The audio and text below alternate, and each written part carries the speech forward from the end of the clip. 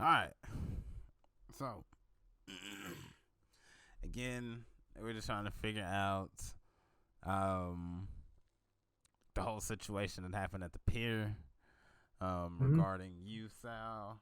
Um, I'm gonna assume to believe Dakota, you were a witness to everything. So again, like I said, we're trying to figure out what all went down, this, that, and the third, and blah blah blah. Because it seems from a few people that I've talked to, everyone can place everyone there, but can't no one tell me what happened.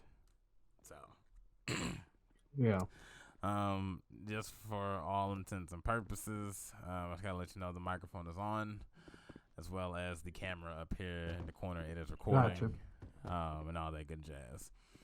Um, no one is being arrested. No one is being detained or anything like that. So y'all are free to go at any given time. If there's any kind of Yep. questions y'all don't want to answer, you can say, hey, let's move on to the next question or whatever, right? Like I said, I'm open to answering anything, but I don't think Coda is comfortable. So if you just direct your line of questioning to me, I guess. Okay. Um, Yep. so you want me to? So I guess in this setting, I'm only talking to you, correct? Yeah, yeah. Just me. Okay. Yeah. Appreciate it. Um, the day of said incident, right? I believe Hmm. at the time of this recording, right? I do believe we were talking about 2 days ago. That would have put it 2/24/22. I believe that's the day that we're I talking believe so. about. Yeah. Um, there was an incident at the pier, right? Mhm. Um, allegedly, what is being reported is that a one William Mitchell stabbed you, um, and then I guess he tried to dispose of your body. Now, I guess could you tell us what led up to these events? Um. So as you know, I was excuse me, I was talking to Reed about some other situations that had happened that day. Um. And with that, I decided because I knew the people that were involved personally, I wanted to talk to them and kind of get a gauge as to what exactly happened. Um, so while I was there, I told them, regardless of what happens, they're gonna write warrants on you. I was straight with them. So I was trying to help them understand what was going on. William shows up. Actually, no. What happened was first, Reed calls me and says, "Hey, we can't send out information warrants because William says they're not a thing." It was a misunderstanding at that point, but it's whatever. Yeah. Um, And let me so let me I I guess let me just back up. So yeah, go ahead. when you said so you were talking to who? Because you said that they were gonna write warrants on you. So who specifically? I guess at that time were you talking to? Some of the people involved with the PDM situation, and then some of the people involved with Levi's situation, pretty much. Okay, Yeah. and I guess to be clear for the whole PDM situation, I don't know if you're comfortable saying names. Are you comfortable saying I'd names? rather not say names, but Okay. yeah. Um, and then so you're saying that you were letting those individuals know that hey, the PD is probably going to put warrants out on Yeah, I was letting y'all. them Okay. know that like this is the way it is. I was trying to encourage them to just talk to you guys and clear everything up. It's better to just give your side of the story rather than go on the run. Technically, it's innocent until proven guilty, but running it makes it a lot harder to defend you in court. Yeah. So I told him, I would just get it done now, get it out of the way, and if it goes to court, it goes to court. Whatever. Okay. And and then you said William showed up. Now was he called Well, or did? first, what happened was Reed had called me and told me what he said with the information warrants. He said information warrants are not a thing. Yeah, Okay. and then he showed up. um. Now I can't imagine that you would known this, but like, did William know y'all were there at the pier? I have to assume someone told him. Okay. I again, that's an assumption on my part. I definitely didn't call him. Okay. Um, I have no idea who did. Okay. Um. Now, I'm just gonna back up a little bit before I guess we continue. Now, some of the information, and again, this is all if you want to answer. Yeah. Some of the information that has came across, our desk was that there was, I guess, a conversation that was being had prior to everything, and it may have happened even after the fact. I'm not too sure. Between myself and William? I guess just the individuals there. I guess the topic was friendships, anything like that. I don't know if you could, I guess, enlighten us. Like that one, that didn't really have anything to do with any legal stuff. What happened was, Levi's a friend of mine. I've known him. We both lived in Vice City for a long time, and I've known him for a long time. We grew up in the same neighborhood. Yeah. And he came to me concerned. He's like, you got this relationship, and it's like you're not making time for your friends. Okay. It was more of a personal, and I kind of like a welfare check, just on you. Yeah, yeah. It was definitely not confrontational, at least from my perspective. They came to me respectfully. And Levi got a little angry, but never to the point where I felt like I was in danger. He's, like I said, he's a friend of mine. He's never laid a hand on me. So I told him, yeah, I get it, but you have to understand, I'm engaged now. I got to make time for my fiance too, that kind of thing. So it was a respectful conversation. They were just coming to me with concerns, and I told them I get it, but at no point did it get like hostile or was anybody yelling or anything like that. Okay. Now, and this happened before William got there? Yeah, he got there after Reed made the. It was like as Reed made the call to me, I saw him pull up. Okay. And we were all kind of standing right at where the stairs were. Our cars were all parked there. And he walks by me, and so I say to him, like, "Why are you telling PD there's no information warrants? We need to implement them." Okay. And I don't know what. So I don't know why. Let me. Go ahead. So whenever you asked your question, right? I guess from where you stand, right? You were asking it from a place of concern, right? Yeah, like because just trying to trying to pick at his brain, right? Like I was like, why are you telling him? It didn't come from a place of anger. No, not at all. I mean, maybe he took it as confrontational, but in that scenario, this is the law we're talking about. I said to him, why are you telling PD that there's no information warrants? You never asked me if we were going to implement them or not, and I had planned to. And he immediately became hostile. It was like a switch went off. He started yelling at me. Immediately his tone went up. I told him, lower your tone when you're talking to me. Don't. I'm not going to let him just walk all over me because he's a little angry that I confronted him about something. Yeah. He goes, what are you, stupid? You know that they're not a thing. I'm like, all right, calm down. Let's just fucking talk. You don't got to raise your voice. And I said, DOJ is handling it. You don't need to worry about it. He starts going off about how DOJ is not in the city, whatever.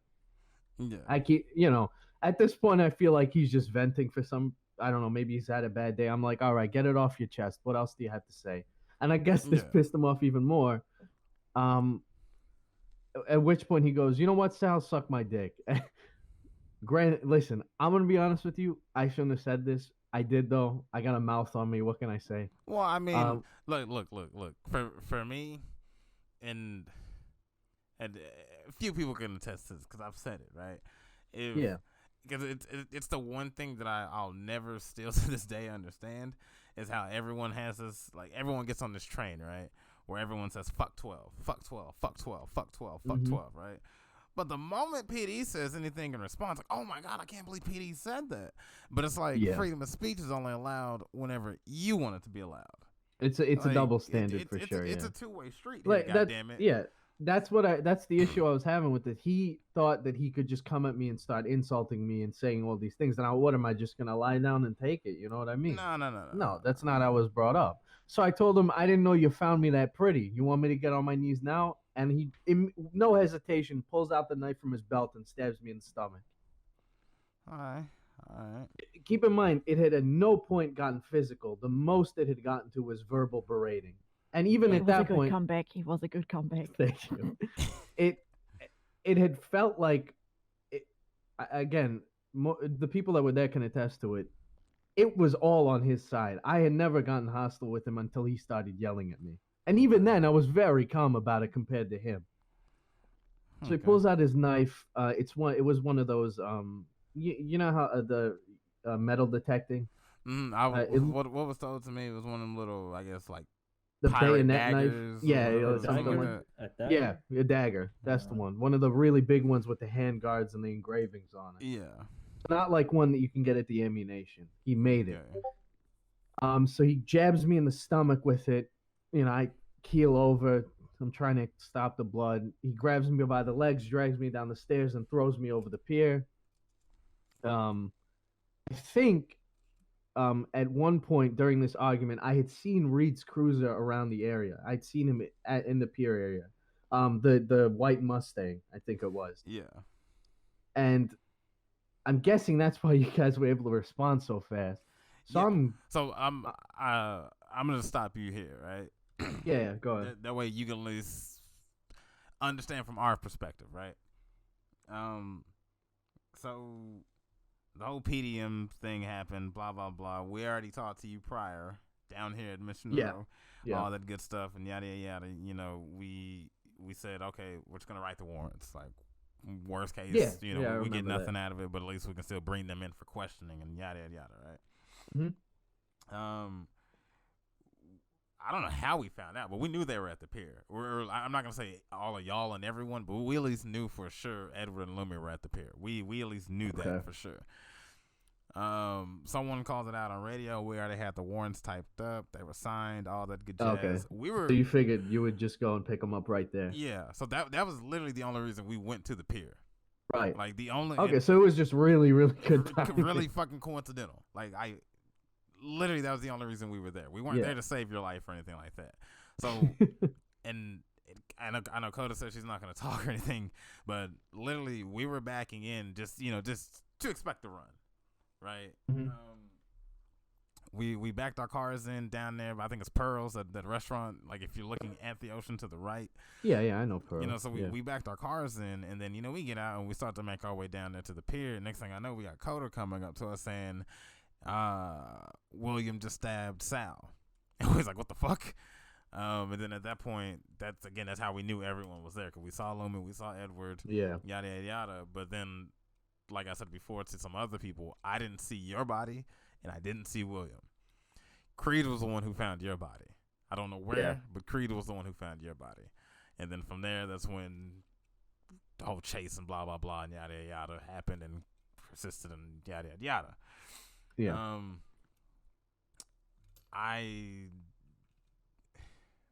It's weird because I need to have a conversation with Coda about something, but we can do it after the fact. Yeah. But whenever, so we apprehended William, right? We had him in PD custody. On the beach, we saw him walking with Levi, and I believe his name is Hayden West. I think that's the guy who goes by the name of Jesus. Yeah. So Levi and Hayden started running. We said, screw this. And then that's when I noticed William was in the water. Mm-hmm. Jesus Christ. Someone just stole a car. So then I saw him in the water. And then, by the pier, if you go down the left-hand side, there's that guy. I think that's the boat rental. That's where he was running to. Ah, okay. And then that's when me and Creed apprehended him. So we kind of sounds like he was trying to get away from something. So we apprehended him there. Searched him. If I'm not mistaken, he definitely did not have a weapon on him. So I can only assume at this point that he ditched it. I'm sure he dropped it in the water somewhere while he was swimming. And then that's when we we put him in a cruiser, and then we got him back down to Mission Road to do everything and all Yeah. that stuff. I stayed back because coincidentally I actually had a diving suit on me, so so I tried to just look for the knife in the water. I couldn't find it, and I couldn't understand why, but the moment we apprehended him, he was pissy as shit when we threw the cuffs on him. I couldn't understand why. Like, and I hate to say it, just for anyone who's gonna see this video, or if it does, get shown, motherfucker was pissier than a bitch on her fucking period, bro. God damn. Like, I'm like, bro, like, I'm just trying to do my job. Cause like immediately we threw the cuffs on him, and then he was just like, oh, cause cause Creed he had his big gun out, he had his fucking AR out, and he was like, oh well, that's a use of force, and I was like, well, I guess, cause I guess he was just showing the gun and shit, whatever. Like, but I mean, one, he didn't shoot you, so shut the fuck up. Well, you got a report that somebody was stabbed. At that point, you kind of have to take precautions. Yeah. You don't know if he has a weapon on him. Well, then I could go down another road too, but I'm not gonna say it right now.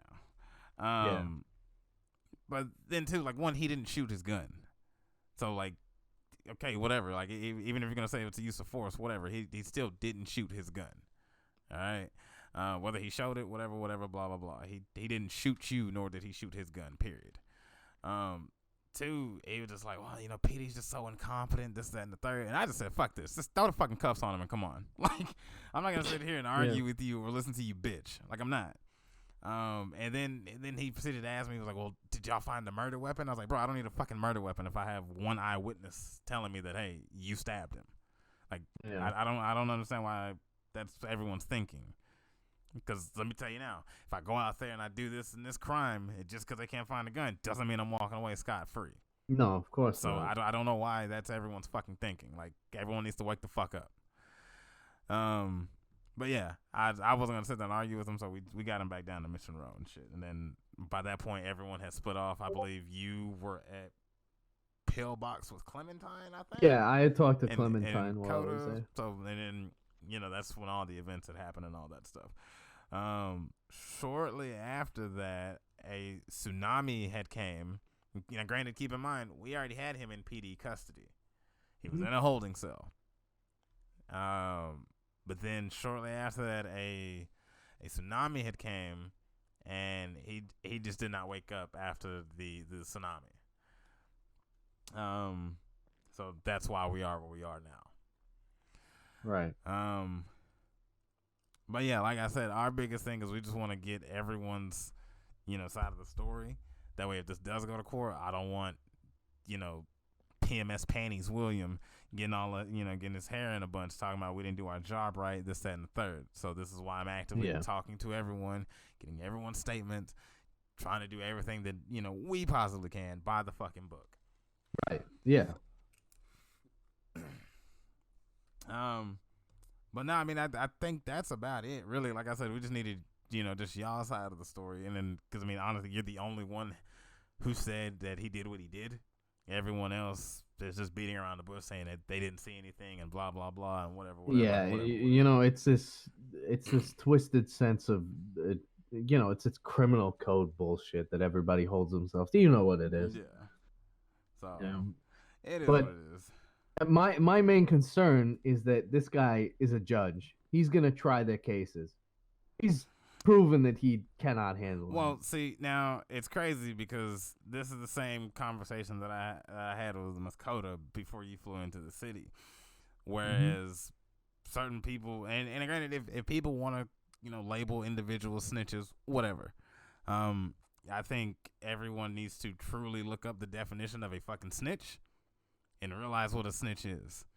A snitch is someone who physically participates in a crime and snitches on, the other participators in there to save their own ass.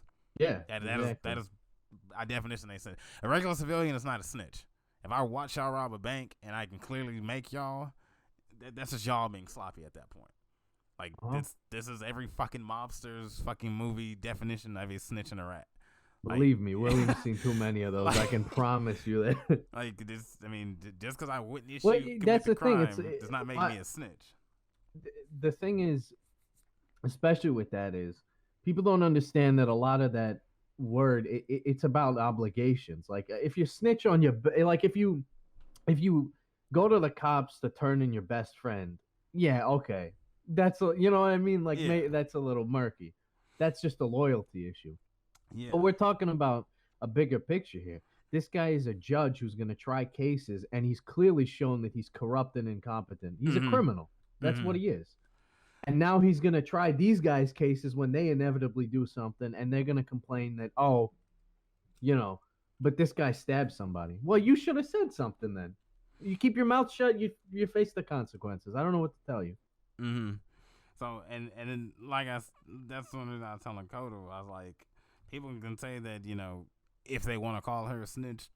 I mean, I hate to say it, but you can't control the motherfucker thing. So they're gonna call you a snitch. Let them call you a snitch. It's whatever. Yeah. But in the same sense, be damn sure you explain to them how this sitting judge is going to one day try your fucking case.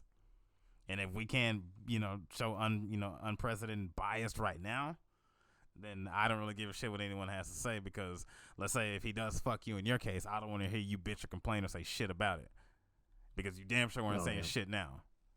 I still don't know how. Like, I think he should lose his job over this. A murder accusation in the like he's a judge. It's not like he's a PDM worker or something. Yeah.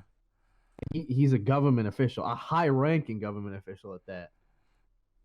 And to be honest with you, Keisha, this is not the first time he's done something like this.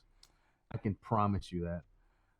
Oh, it's the first time it came across my desk. Oh yeah, no, it's because he's just been careful about it. That's why. So, but yeah, like I said, we just want to get everything on the books. Anything else you'd like to add?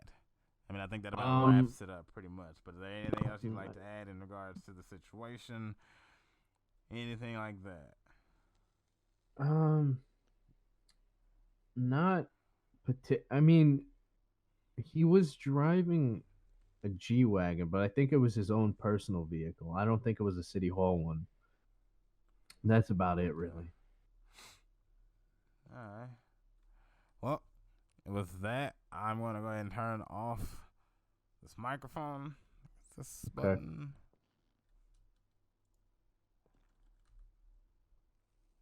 All right. And that is going to conclude this our questioning today. Yeah, appreciate it. Thank you.